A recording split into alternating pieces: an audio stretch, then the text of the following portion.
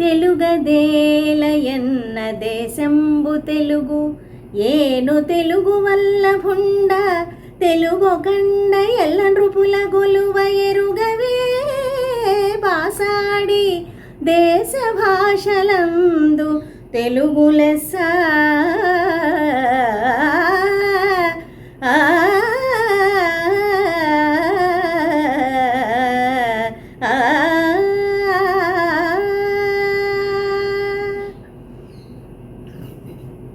పదిహేనవ శతాబ్దిలో పరిపాలించినటువంటి శ్రీకృష్ణదేవరాయలు కన్నడ మాతృభాషగా కలిగిన రాజైనప్పటికీ కూడా ఆయన తెలుగు భాషను ఎంతో ప్రేమించి గౌరవించి రాజపరిపాలన చేసి వినుతికి ఎక్కాడు. తెలుగు భాషా ప్రేమికుడుగా తర్వాత దేశ భాషలందు తెలుగు లెస్స అన్న నానుడి ఆయన దగ్గర నుంచే మొదలైంది.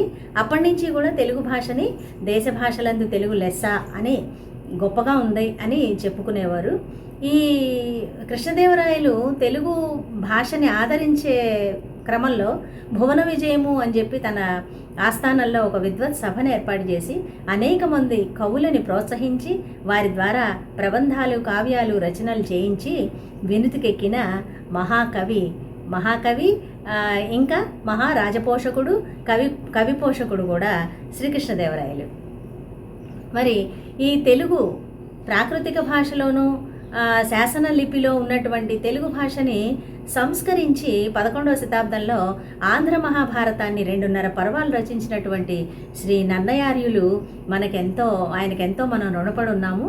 ఆ వ్యాస ప్రోక్తమైనటువంటి మహాభారతాన్ని 2.5 పర్వాల వరకు వారు అనువదించడం జరిగింది. ఆ తర్వాత వారు కాలం చేయటం, ఆ అర్ధపర్వాన్ని అలాగే వదిలేసి 11వ శతాబ్దంలో వచ్చినటువంటి శ్రీ తిక్కన సోమయాజి వారు మిగిలిన పర్వాలన్నింటినీ కూడా మహాభారత పర్వాలన్నింటినీ కూడా పూర్తి చేసి అనువదించి మనకు అందించారు. ఇక 2.5 పర్వాలు 3వ పర్వం మధ్యలో ఉన్నటువంటి అర్ధ భాగాన్ని కవుల అంటే ఇరువురు కవుల యొక్క నన్నయ్య గారి తిక్కన గారి పాండిత్యానికి అనుగుణంగా వారి శైలి కనిపించేటట్టుగా రెండింటినీ కలిపి పొందుపరిచిన ఎర్రనామాచులు 14వ శతాబ్దంలో మనకి మహోపకారం చేసి ఆంధ్ర మహాభారతాన్ని పూర్తిగా తెనిగించి ప్రజలకి అందించడం జరిగింది. అంటే గ్రాంథిక భాషలో రచనలు మొదలవటం జరిగింది. తర్వాత 15వ శతాబ్దంలోకి వచ్చేసరికి అనేక మంది కవులు వాళ్ళ పాండిత్యాన్ని తెలియజేయడానికి అనేక రకమైన కావ్యాలు, గ్రంథాలు, ప్రబంధాలు రచించడం జరిగింది.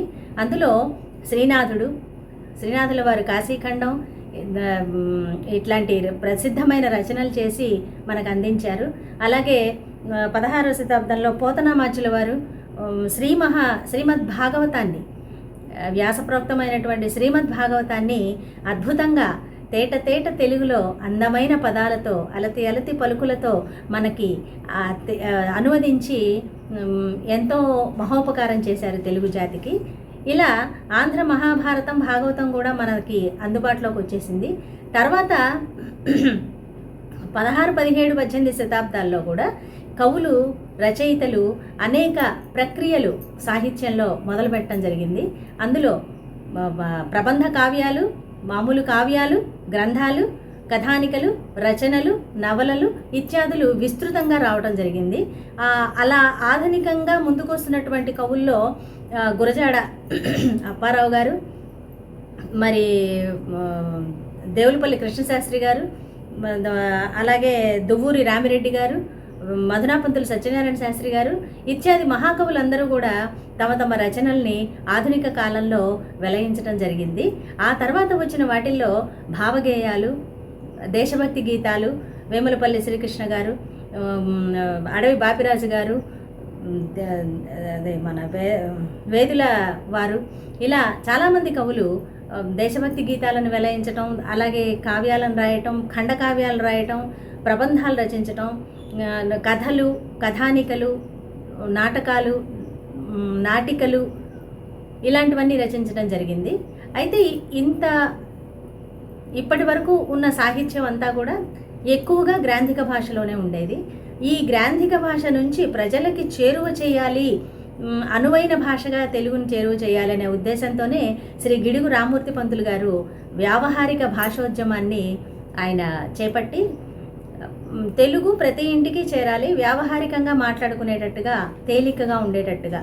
కఠినమైన సమాసభూయిష్టమైన విశ్వనాథ సత్యనారాయణ గారి లాంటి మహాకవులు కఠినమైన గ్రాంధిక భాషలో రచించి ఉండటం మూలాన అవి ప్రజలకి చేరువ కావాలి అంటే మరి వాడుక భాష కూడా అవసరమే అనే ఉద్దేశంతో వారు ఉద్యమాన్ని చేపట్టి సఫలీకృతం చేశారు. ఆ కారణంగానే తర్వాత ఆధునిక కాలంలో 18వ శతాబ్దంలో 19వ శతాబ్దంలో వచ్చిన చాలామంది కవులు తమ రచనల్ని వాడుక భాషలోనే రచించి అత్యంత ప్రజాదరణని పొందారు. ఇక ఇప్పటికీ మనం వెనకటి కవుల గురించి మాత్రమే చెప్పుకుంటున్నాం, కానీ ఇప్పటికీ ప్రసిద్ధి చెందినటువంటి కవులు అంటూ బహుశా తర్వాతి తరాల వారు ఇప్పుడు వస్తున్న కవులను గురించి చెప్పుకుంటారేమో.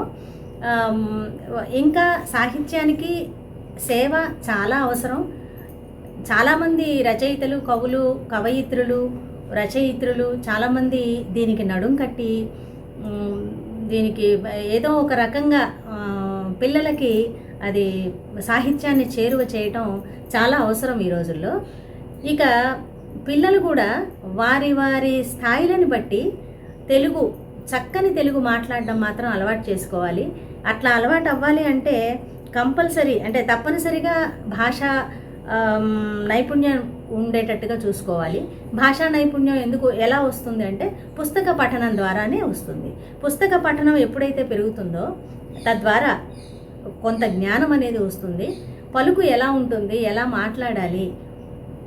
ఇప్పుడు ఇంద్రగంటి శ్రీకాంత శర్మ గారు తేనెల తేటల మాటలతో మన దేశమాతనే కొలిచెదమా అని తేనె లాంటి తేటనైన స్వచ్ఛమైన సులువైన తెలుగుని నేర్చుకోవాలి అనే భావాన్ని తెలియజేస్తూ దేశమాతని కీర్తిద్దామంటున్నారు ఆయన.